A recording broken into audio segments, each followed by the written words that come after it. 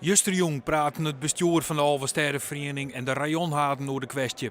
Er lieken een conflict te wezen tussen voorzitter Wieling en ijsmaster Oostenbrug. Maar dat is in elk geval in dit vermidden bij gauw delbeide. De combinatie van ijsmeester bij ons en voorzitter van de ijsboom, daar willen we met elkaar naar zien. En dan wordt het toch horen mensen uitlijnen als zodat er van alles maar personen nog aanwijzen. Dat is net ons bedoeling geweest. Hebben we ook besprutsen en dat we dan in jaren die helderheid hebben. Ja, oors hier er wel langer vergaderen worden, denk ik. Oostenbrug wil net voor de camera reageren. Nevens Wieling wie de neerspraken dat hij voortmast vanwege zijn dubbelfunctie, maar het bloot wel lastig.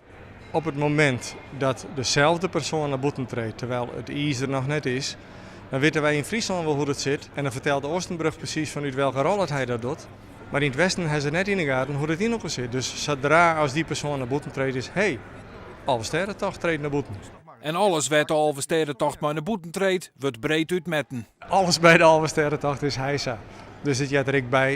Ik verbaas me er elke keer wel over als het om een thema als dit gaat.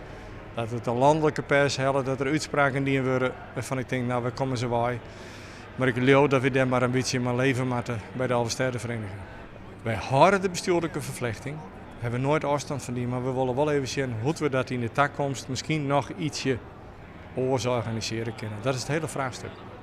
Op de ledengeerkomsten van 13 december wordt er verder over praat.